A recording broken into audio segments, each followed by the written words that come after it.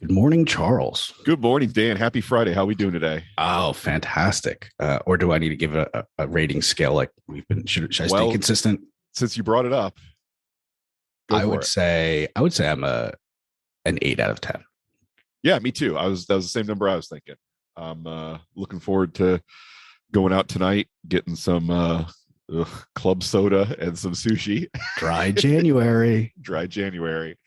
You still been good Yeah. with that? 7 days in, trying every Actually, day. it's funny you mentioned that. I had a dream last night that I I drank some beer or something, and then I had to tell you that I blew dry January, but it wasn't real. It was just a dream. Yeah, that's good. That's good. It was only a dream. Yes. Yeah, I hate having to confess my sins. And you've also started the Animal Base 30, right? Yes, I am 7 days into only eating animal food with some minor exceptions, a little bit of fruit here and there. And I did have a slice of bread yesterday because there was only one left in the package before I threw the package away. And I was like, I got to go ahead and just, it's one slice of bread. That's not going to kill me. I'll just eat it. Well, I mean, technically, I guess if there's mold on that, it's a little bit more. It's not quite an animal, but I didn't keep it around that long. It wasn't that old of a bag of bread. But yeah, good point. That's true. I mean, right? Yeah, no, mold is not anywhere close. Let's talk about toxins and not good for you, right? I mean, that's the whole point. Really, I can't add a little diet. black mold to my diet just to mix things up. No, I think it's only supposed to be for like blue cheese, right? That's I think that would be the only case where it would be okay. All right, fair enough. I do. Yep. Well, good thing I like my blue cheeses. Yeah, gorgonzolas and all that stuff. Yeah, definitely. Never met a cheese I didn't like. There's some out there I had when I was in Europe. I was just like, wow, I cannot put this past my tongue. This really so stinky, I've never tried like Limburger. See, I haven't tried Limburger. Oh yeah, no, there are some cheeses, man. I think you'd run away from. All right, we're gonna have to find a cheese shop around our local area here in Orlando where I can try some of these and see if I can break my current situation of never having met a cheese I didn't like. Yeah. The gourmet cheese shops though usually have everything there is usually fantastic. At least that's been my experience. At least the samples that they hand out to me. So I'd love to try something stinky. I don't know if you can walk in there and go, give me something disgusting. Yes. Give me something just to make my toes curl. Ma'am, bring me your grossest cheese. Yeah, that could be fun. All right. Yeah, so we're going out tonight, and then tomorrow we're gonna try to go dancing again. Our first dance post New Year's Eve debacle. Yeah, I'm excited for it. I have some newfound enthusiasm, motivation, and confidence after New Year's Eve. Interesting. I had the opposite experience, but good for you. Oh yes. I have no more confidence or enthusiasm, but I'm just going to keep working on autopilot as if I did. So we'll see how that goes. But yeah, I did take to the rumba fairly easily at my last lesson. I mean, all I know is the box step and one turn at this point. Or no, I know two other moves besides the basic step. Yeah, but I didn't hate it. So congratulations to me because I hate everything. Mikey likes it. Yeah. So I the only thing I hate is doing the old thing too many times and learning new things. But other than that, I'm really easygoing. You're a dream. Yeah, I'm really easy to work with. Speaking of which, did you happen to like the music that went with rumba? I know that was a big thing for you with some of the Latin music that you were. Oh, yeah, I struggling with a little bit. I think my coach played some more poppy stuff than Latin stuff for rumba. Mm-hmm. She said there's a lot of stuff you can dance to that's not Latin music to rumba. So, I mean, that's the other, I guess I need to just learn to like Latin music. I mean, I already committed to learning to like fresh tomatoes. So how much harder can it be to also like salsa? Well, how much fresh tomatoes have you had in? So far, 0. Wait a minute. Did you just say yeah, fresh tomatoes and then salsa? I did. Wow. Yeah. It was a good one. Yeah. Yeah, the pun Was is it? Was it a good one though? The pun really? is the highest form of humor. All right, that some people can appreciate, but not me. I hate puns, and so I hate myself now. Thank you. Thanks I love for pointing puns. it out. I love puns. I don't know. My brain seeks them out. I love them. I'm great at identifying them, but not coming up with them on my own. At least not intentionally. That's the thing. I would argue that the best one comes up with is still terrible. Hey, here's something else. This right here is my new food journal that I got to help me keep track of my my 30-day animal-based challenge. Excellent. And yeah, so it's got a little fabric hook for me to hang my pen on, and then it's got the little elastic thing, and then I open it and make my silly little entries about what sort of nonsense I'm putting in my body, and then forget about it till the next meal. Right. When have you scheduled a time to review those entries? Like once a week? No. I would rather just write them down and pretend like they never happened. I suppose. Good luck. I suppose the benefit of journaling is the idea that you could go back and review what you wrote at some point. So maybe I'll add that to the task list. You may want to do that. Yep. Yeah. The reason I like my first journal that I write in every day is a 5-year journal where it has a very simple prompt at the top, and then it's got a blank for 5 years worth of writing down your response to it. And I've had it for over a year, but I've not yet written in it on a day where I wrote that day a year ago. So my use of it until probably September of last year was very sporadic. I would just write a couple days and forget about it, but I've been much more conscious of trying to write in it every day since about September. So toward the middle end of this year, I'll start getting to see how I responded to the prompt that it offers a year ago versus how I'm responding to it today, which I think should be a pretty interesting experience. And it will be very interesting to see 5 years worth of prompts. That'll be crazy to see how much I've changed. Oh, absolutely. I mean, I found a book that I was taking when I was a child, and I had gone over to Germany as an exchange student, and I had written a couple of journal entries, and I found it, years later. I mean, as an adult, wow. And it was fascinating. I'm like, wow, the thoughts that I had at that age, like my interpretation of me as a child was not very high, I guess, as an adult until I started reading some of the stuff that I wrote. And I'm like, wow, I had a brain. I used it from time to time. I had a decent, probably a better vocabulary than I do now. Wow. And I was actually impressed. It was a little bit of an ego boost. It was like, hey, I feel a little bit better about myself. How old did you say you were? I mean, I must have been 16, something like that. Oh, okay. 15, Okay. Interesting. Yeah. I wonder what a 16-year-old Dan Lippman would be like. There were a couple times I did laugh. I did laugh at myself as well. It was entertaining, to say the least. But that being said, the reason why I mentioned the review process, because as I've journaled now, a lot of times I just can't get myself to review it. I get busy with stuff. I make excuses or whatever. Like, I don't really see the value in it. And that's why I mentioned it for you, more for me actually, as a, hey, Dan, you need to put that in your calendar review. Otherwise, why are you doing it? I mean, there is some value, as you're writing those things down, because now, for a food journal, for example, if you have to write it down, it's making you think about, whether you're going to write down that Reese's peanut butter cup or, and really have that there on record. Right. Yeah, for sure. So do you really want to eat it? And so for that, it's definitely valuable, but then to review and to make adjustments for the next time is really priceless. Yeah, and I'm doing it as I've told you before. My plan was to do it very informally. I'm not tracking my calories or my macronutrients or anything like that. I just want to be able to. Absolutely. Yeah, I just want to be able to have a record of here's what I ate during this 30-day period, and if at the end of it I don't feel any different, I don't think I look any different in the mirror, then I'm going to be like, well, was it worth it or not? Right. And, or you can make adjustments at that point, right? Right. Not whether it's worth it or not. It's like, hey, are there easy little fixes you can make that may not be that painful, tiny habits, right?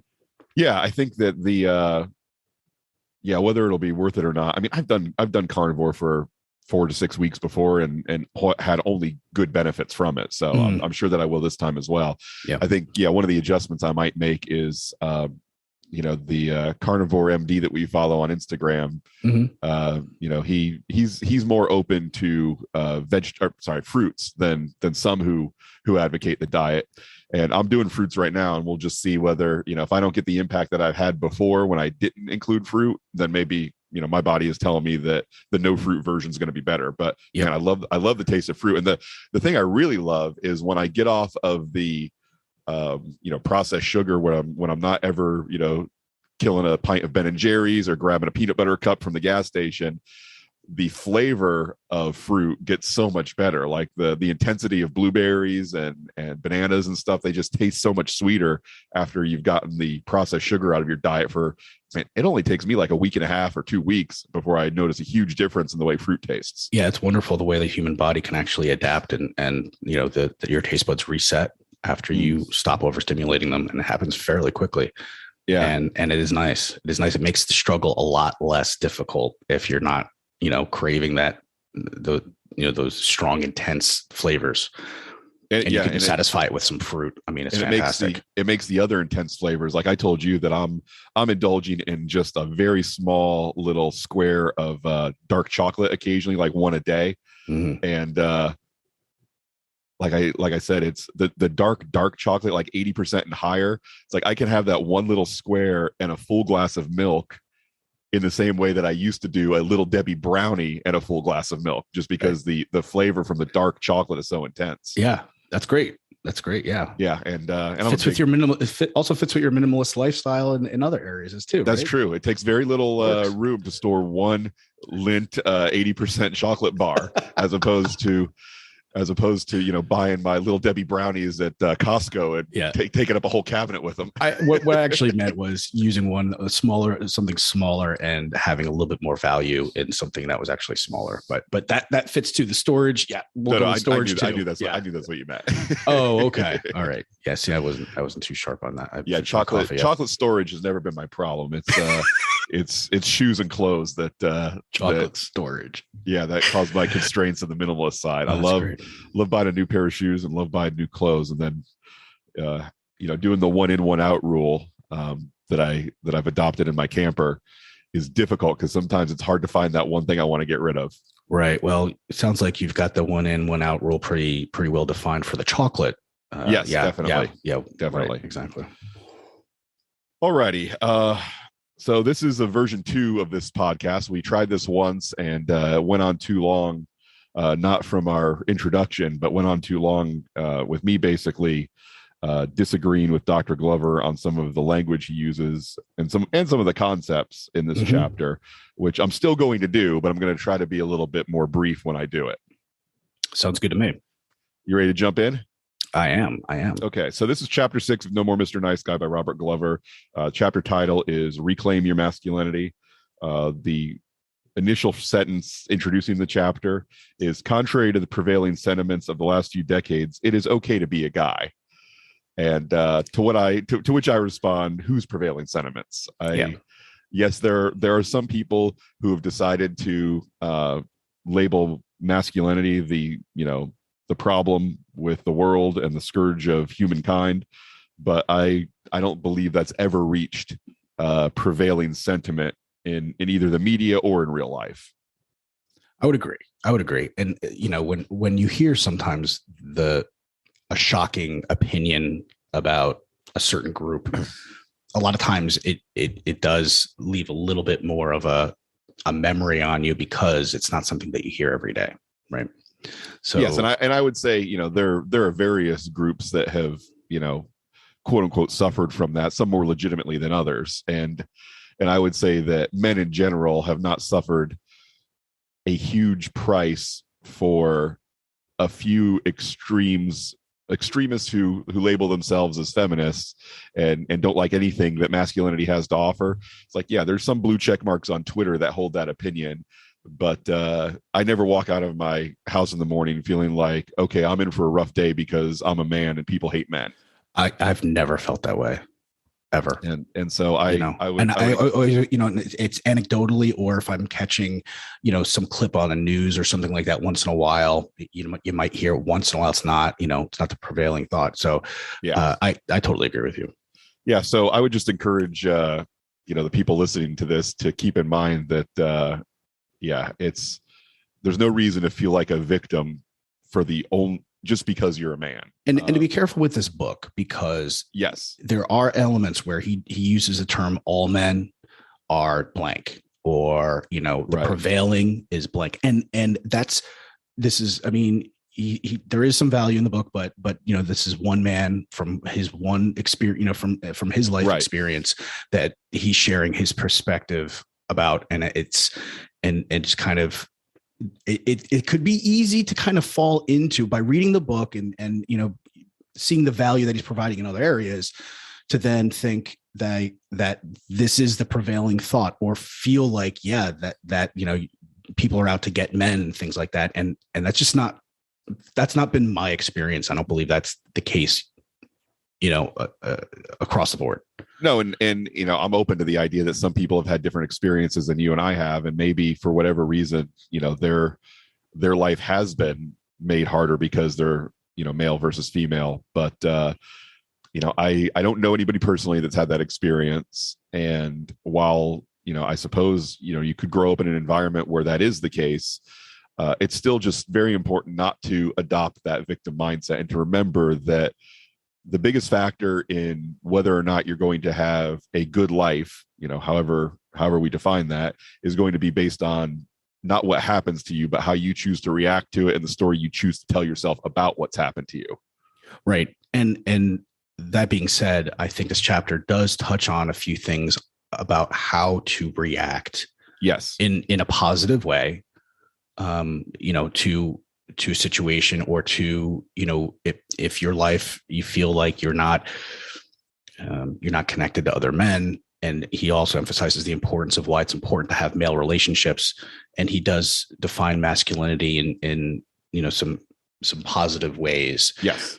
So yeah, and let's jump back into what were the social factors that created an environment where it's possible for someone to have the perspective that prevailing wisdom is it's not okay to be a guy. So some of those would be, the fact that boys were disconnected from their fathers for a variety of reasons.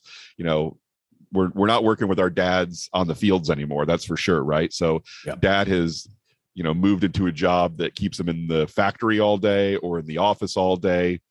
Or another scenario that Dr. Glover doesn't touch on is, dad just decided to move to Alabama and start a new family, and he's not in my life anymore because he chose not to be. That's a factor as well. Yep. So I think when we talk that boys no longer have a positive bond with their father, we should ask the question, why is that? What's societal based, and what's based on the bad decisions that fathers are making? Right. And while Glover's really targeting men with this book, I mean, women also, grew up without that male role model as well. It's not just the boys. And so that I think there's a lot of overlap here with women as well. Oh, for sure. Yeah. In terms of the consequences of not having as much male influence and as a role model in their lives. Yeah. Not having a present father for whatever reason is going to impact the kind of man that a boy becomes, and it's going to impact the kind of man that a woman seeks. And so, yeah, those are, and these are consequences that will trickle down generations. When guys aren't available in their kids' lives, then that's going to impact the kind of grown-ups those kids become, the kind of grown-ups they seek out in relationships, and then the kind of kids that they have and the challenges those kids are going to have as well. So yeah, it all rolls downhill. Absolutely. Okay. So the other thing that not having a father in your life, who's attentive to and meeting your needs is you're not going to have a skill set for building relationships with men, right? Mm-hmm, mm-hmm. If you never were able to form those deep, intimate attachments with your dad, then how are you going to form those deep, intimate attachments with other men? And I was thinking about that as I was re-listening to it this morning. Then, the consequences then is, I think a lot of times, the nice guy will then look to his partner for everything. Right. If you can't connect to, and here's the other reason why, is because typically if you are in a committed relationship with a woman, I think it's uncommon if you have a whole lot of women friends, right? Where you may be able to connect with them a little bit more easily because your entire life, you were around women and raised by women, and so you can connect with them much more easily than men. But that's not really, a common thing to have, or people tend to not want that. If you're in a committed relationship with a woman, to have all these other women as friends. So then it's like, True. well, now all your needs are, and any type of support is all from that one person. And so that's a tall order to ask anybody to do, right? I don't think yes. you need Definitely. That, whereas women have their girlfriends, they can complain about their guy, and even if they're not getting along with their man, they'll get support and love from their girlfriends. And whereas a guy, he doesn't have that, right? Or a nice guy doesn't have that, assuming here that he doesn't have, a lot of male friendships, right? So then where's he getting that from? Yeah, good question. And women have, can also have the advantage of a mother and sisters that they can talk to about this. Now, obviously not all of them do or feel like they can, but many of them do have a mother and sister. Yeah. Where, even if a guy does have a father in his life and brothers, it's still not quite as easy and comfortable to talk about, what's going wrong in his relationship or how he's feeling about it with, brother and father as women can with sister and mother. Right. Yeah. And so when things are going, when things aren't working in their relationship as a guy, now he's got no other support. Like his world is really then, being dictated, and a lot of it is from the relationship with the woman that who he's not getting along with at the time. If he had a bunch of guy friends, they could basically offer some other level of support. And so, and give him a little bit of that self-esteem and value that he's not, a horrible person, because he's having an argument, he's not getting along with his wife right now. I mean, obviously depending on the situation, but you see my point is where's a guy to get that kind of support?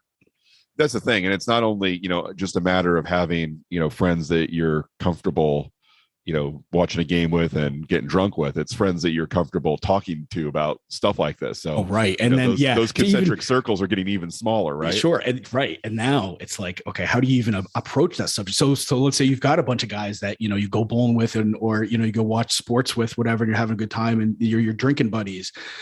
I mean, I know it would take a very, I guess, aware and elevated, self-aware, conscious man to even think about having a conversation with one of those guys to say, hey, could you be a safe person for me? Like, I mean, that is not a natural conversation. You want to hear the mind comes blow? Up over wings, You want to hear the mind blower, Dan? Here's the crazy part. Yeah, bring it on.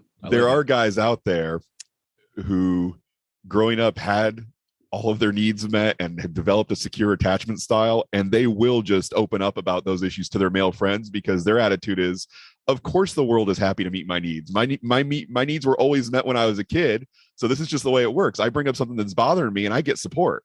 Yeah. Wow.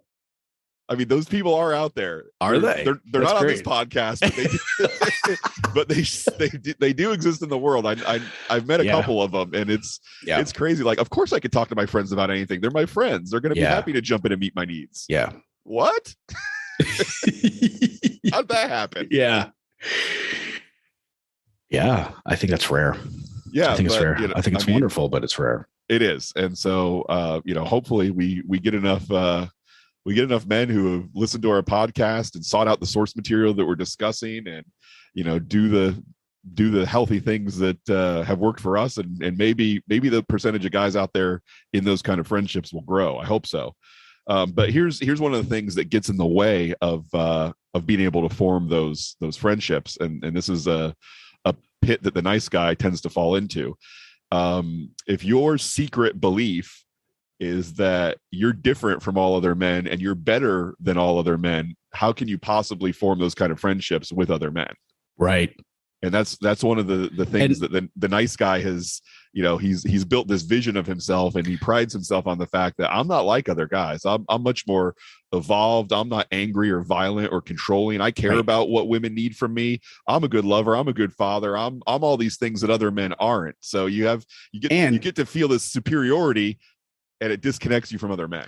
Well, and then you're in need, right? You're having a problem that you're supposed to be better than these other guys. And so, so now you've got a problem and you need to come to somebody that you think you're better than, or, you know, or you don't respect quite as much because they might be like the stereotypical man in your mind. And you're going to seek advice from this person. Yeah, that's a tough ask. Yeah, I mean, if you've isolated yourself, where the only person in your life that you can talk to anything of consequence about is your significant other, then when things aren't going well with her, then you've basically taken your support group of 1 and changed it into a support group of 0. So good luck getting through that. Yeah. So yeah, the trade-off is I get to feel like I'm better than everybody else, but then I don't get to, you know, have the benefits of male companionship or a masculine community. Those go out the window. You throw that baby out with the bathwater. Right. Yeah. And I think it's a good time to kind of talk about how Glover defines masculinity and some of the things that masculinity produces. So yeah, for sure. It talks about empowering a man to create. Masculinity empowers a man to create and produce, provide for, and protect those who are important to him. And some of the aspects include strength, discipline, courage, passion, persistence, and integrity. And as you mentioned, Charles, these aren't solely masculine traits, but they're important masculine traits. Yes, it definitely comes down to there are many the aspects of masculinity that you and I are trying to, you know, cultivate and grow in our own lives and also share with other people. It's that ability to create and produce and provide for and protect for the people that are important to us. So, you know, whether you believe it, whether you believe man to be the creation of God or the result of, you know, millions of years of evolution, you know, we are what we are right now, and we do have some advantages in strength and speed and the potential for aggression, destruction, and brutality that, when channeled correctly, can keep the people around us safe and protected, not at the expense of, you know, the world that we're, you know, screwing over in order to keep our family and ourselves safe and comfortable. Yeah. So that's one of the things we were talking about earlier this week. You know, it's rare to hear the word masculinity now without a prefix of toxic or fragile.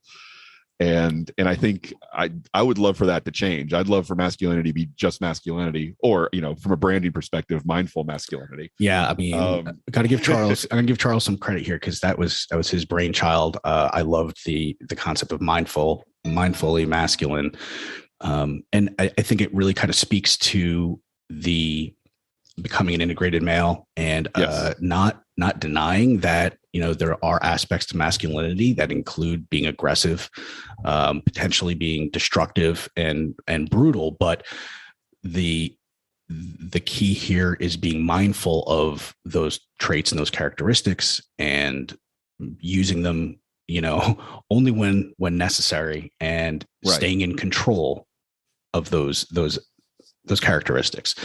And through this, you know, by being mindful, we believe that that's the key to doing that, right? Is staying in control and using it tactfully. Yes, 100%. You can, I mean, I'm not a across the board pacifist. I would like to have a peaceful world free of conflict, but I mean, the fact is sometimes to get to that world, it has to go through strength, discipline, courage, and passion. Yeah. And you can build a better world from a position of strength than you can from a position of weakness. And I think that it's the job of the man to answer that call and to do it, you know, in a conscientious, deliberate and loving way. Yeah. And as opposed to toxic masculinity, which, you know, I personally define as whenever a weak man tries to project or do an impression of what he thinks a strong man is supposed to be, that's when that toxic behavior comes in. Yeah, I think because it's not real for him. Right. And he will tend to overdo it. Right. It will go to an extreme. It will not be in control because he doesn't know what that real masculinity is. Right. So he tries to write and direct a performance of himself playing a masculine man, and it almost always goes off the rails. Right. Yep. And so, yeah, that's why it's important to figure out, what the things are that make you feel masculine, make you feel strong, and make your body and mind healthy in the process, and then just do those things over and over again. Right. Okay, so let's talk a little bit more about okay, so we mentioned all these positive traits and some of the ones that are a little scary, potential for aggression, destruction, brutality. The problem that the nice guy can run into is that these negative traits, or these unfocused traits of aggression, destruction, and brutality, they're scary. They're scary for guys, they're scary for girls, they're scary for everybody. And so if you overly associate those properties with strong men, then as a nice guy, your impulse is going to be, okay, well, strong men are bad, so weak men are good. I'm going to be the weakest man I can, and then therefore people will think of me as good. Right. Yeah, and that's the other extreme. You're not looking at some of the positive qualities of what masculinity is, and focusing on those, and realizing that by being courageous and being disciplined, not being afraid to express your passion for things in your life, and doing the things you say you're going to do when you said that you're going to do them, even when you really don't feel like doing them. To me, that's integrity. And when you focus on those things, that's when you change the definition of masculinity from toxic to mindful, as far as I'm concerned. Yeah, I agree. I think if and the problem is, as a man, you can't compartmentalize yourself and say, I'm only going to embrace these things, but I'm going to pretend like these other ones don't exist. Because, if you do decide that aggression and destruction and brutality, those just don't exist in you, those are for other men, then, apply enough pressure, apply enough frustration, apply a negative circumstance that you didn't see coming, where, you lose your partner, you lose your job, you lose a parent, and you just get stressed to the point that your little compartments don't hold anymore. And those negative traits that you've tried so hard to pretend that you don't have are just going to bubble out and make life very hard to deal with. Right. Yeah. I mean, I think about that even for myself. I've never been in a physical altercation in my life, and I've never been in a fight.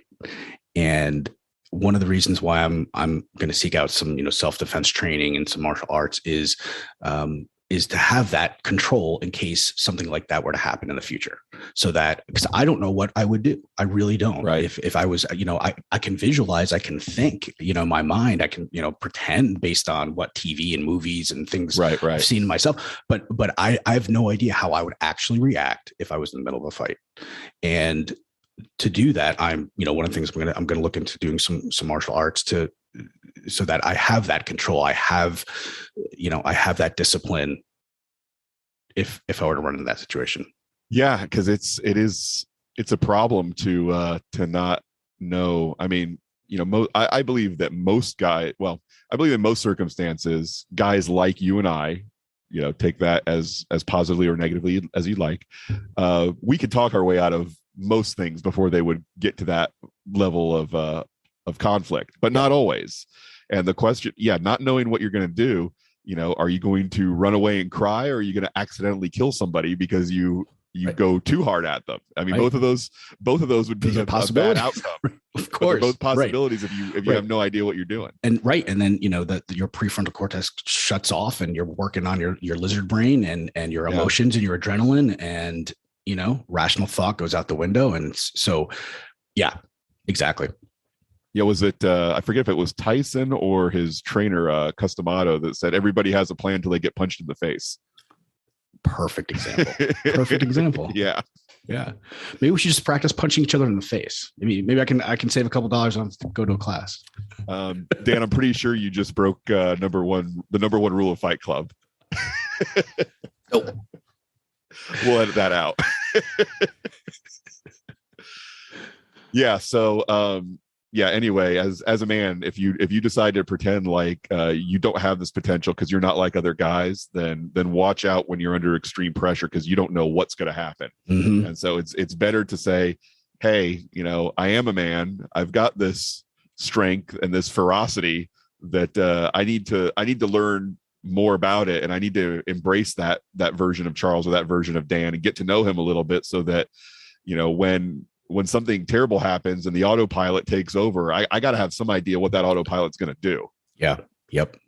And I guess part of that too is, Glover talks about how to reclaim your masculinity. And he talks about, connecting with other men, getting strong, finding healthy role models, and examining the relationship you have with your father.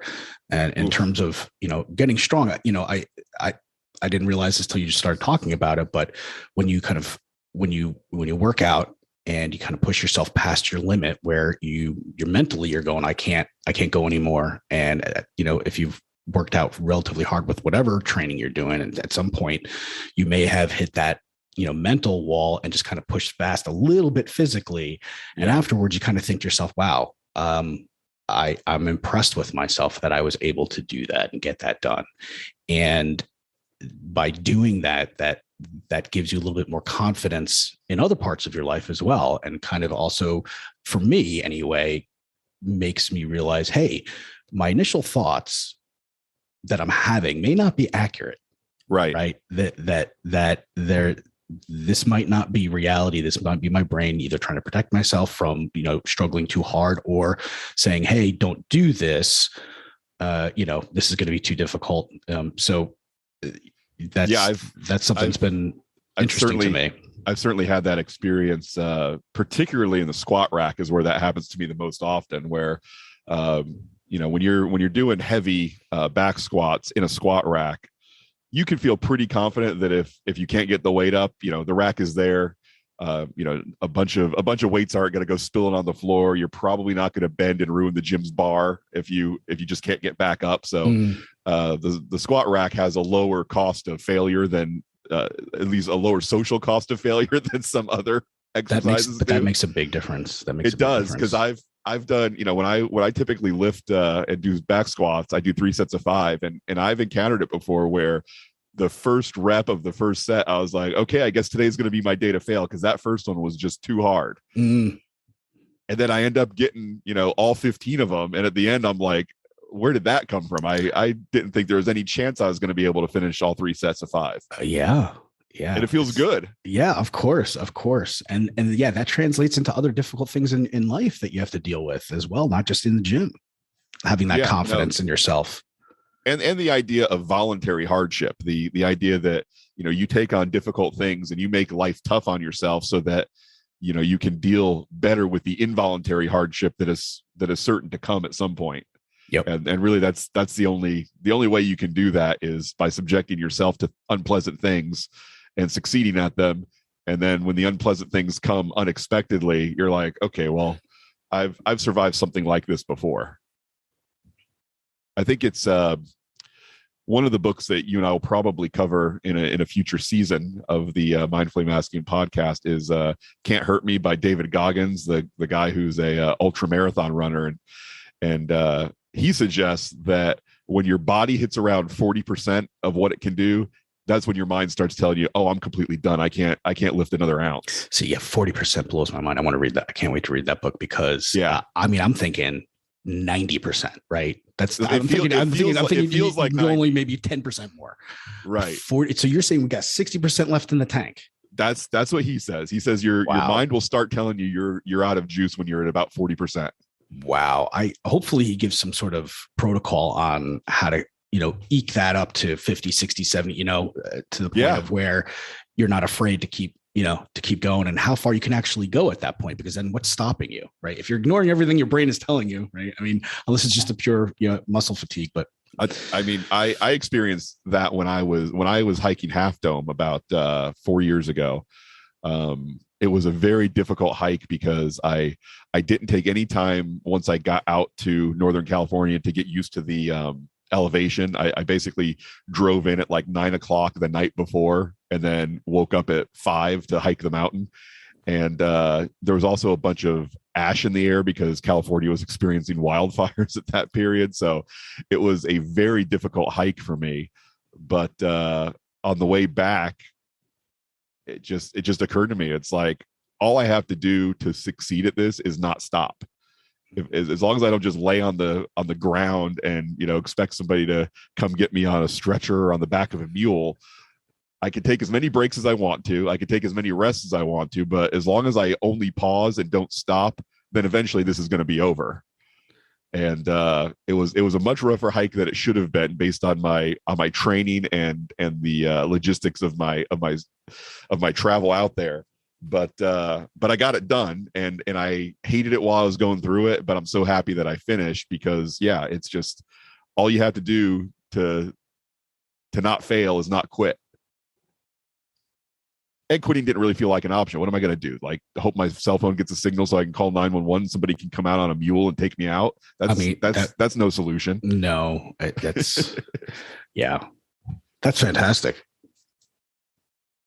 Yeah, so I'm thinking of doing another trip like that at the end of this year, and once I pull the trigger on the travel and make it happen, then I'll share. But I'm thinking about doing another multi-day hike that I haven't done in quite a while, and we'll see if I bring the logistics together on that, because I find a lot of value in those experiences. The stuff that you hate when you're, at least I do, in the middle of it, when it's hard, I hate it. I'm very negative. I'm like, why did I choose to do this? Blah blah blah. But those are the things that you can look back years from now and say, man, I'm glad that I made that choice.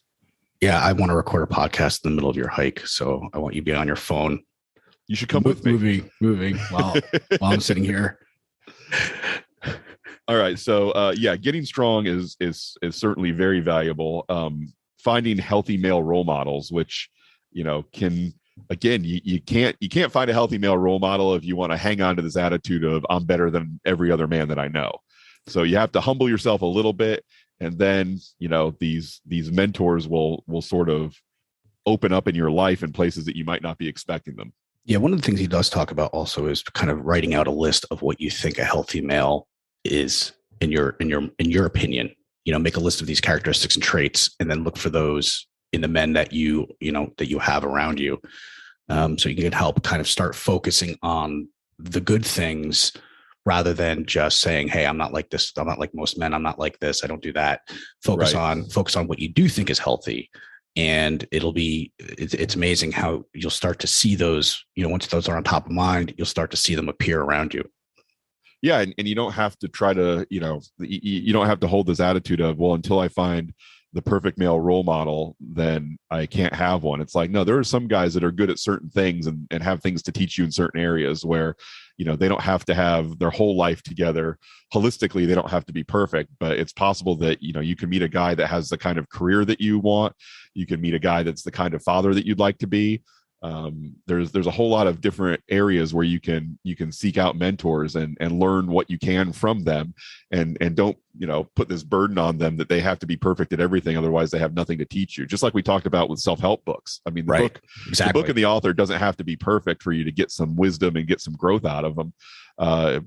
It can just be, okay, this particular author wrote this particular book on how I can be a better business owner, but he or she doesn't have to have her personal life together for you to get value out of what they wrote. Yep. Yeah. And that's been one of my biggest enlightening concepts as I've gotten older, to realize nobody's all good or all bad, and especially not in all areas. Right. And yeah, you know, and that's interesting, Dan. I think you have to first, before you can see that truth, you have to first realize it in yourself. Like, I'm not. What are you talking about? I'm perfect. Exactly. That's the kind of thinking that you have to outgrow. Like this, you know, yes, I'm good at some things and I'm bad at other things. And, you know, the limit to how effective and successful of a person you can be is going to be those weak areas. And so those are the ones that you need to really put the microscope on and say, okay, I'm not as good at this as I'd like to be.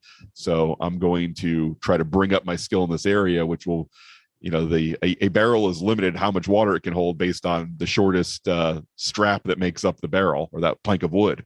Mm-hmm. And so whatever the lowest one is, that's the one that you should focus your time and effort on growing. Right. Yeah. And then just becoming aware and remembering those things too, kind of like the Serenity Prayer, you know, having the wisdom to know the difference, having the wisdom to know where you are weak, and where you are strong as well. I mean, absolutely.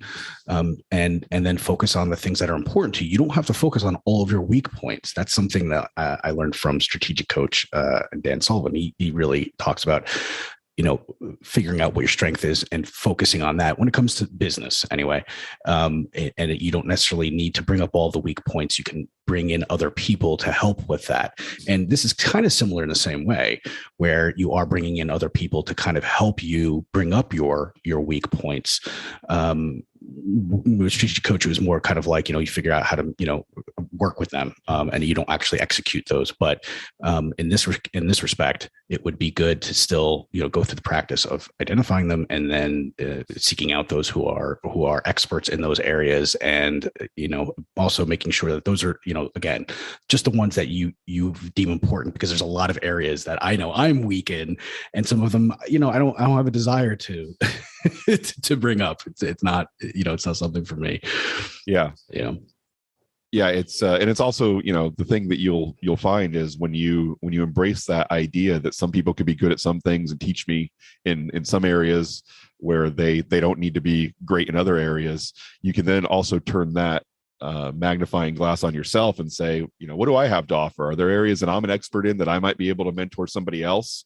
Yeah. And that's a great way of establishing that relationship is right. Basically you can find someone who is maybe good in the areas that you're looking to improve and is looking for some help in the areas that you are great in. And that's a nice exchange if you can find that type of relationship. Yeah. I mean, you and I see those kind of people in tech all the time where, they're good at fixing these engineering problems, but they're not good at, running a business or having the soft skills to interact with people in a business setting. So, there are definitely people in our field where they have a lot to teach on the tech side and they have a lot to learn on the people side. Yeah. Yeah. Yep. For sure. And they should be willing to, I've taken the time to recognize that in myself of these are the things that I'm good at. These are the things that I'm not as good at. And I need to learn those lessons in those weak areas from people who are better at them than I am, because that's who is going to make you better. Yep.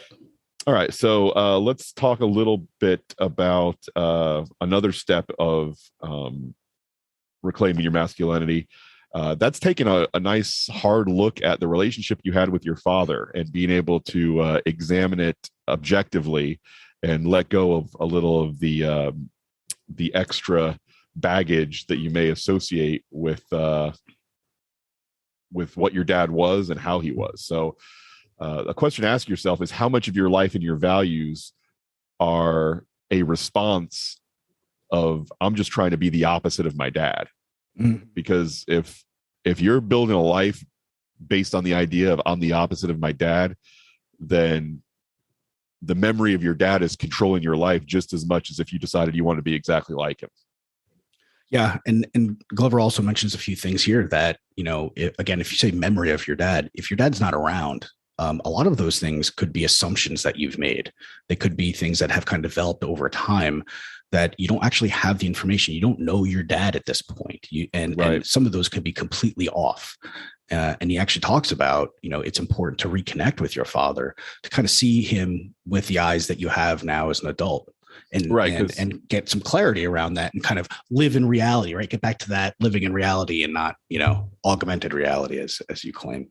Exactly. Because even though they're called VR goggles, by the way, because if you put your dad either in the gutter or the pedestal, it's going to be an unrealistic version that you got from either your childhood experience or what your mom told you about your dad, or whatever. Your dad was. I guarantee if you're listening to this, your dad was a human being, just like all of our dads. And so what you think of him, you're a human being too, and the way you think of him today may not be completely accurate. It may be, but it may not be completely accurate based on who he really was. And so at the very least, even if you've got everything right about what you think of your dad, which is unlikely, there's still value in revisiting, the stories you heard about him or the experiences you had with him, and try to come at it from a different perspective of, I wonder what it was like being him.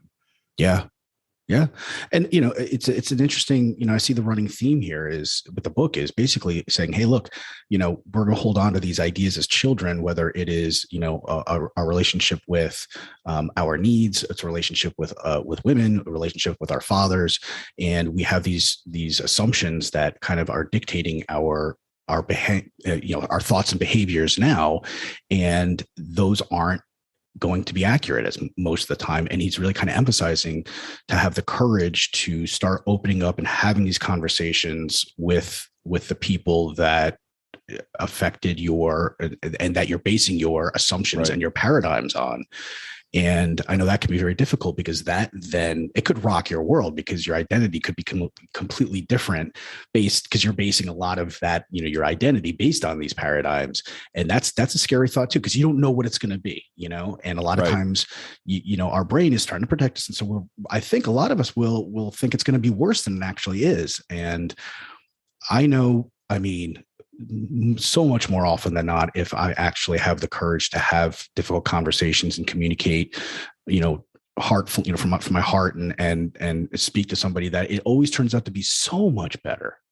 And I get so much stress relief,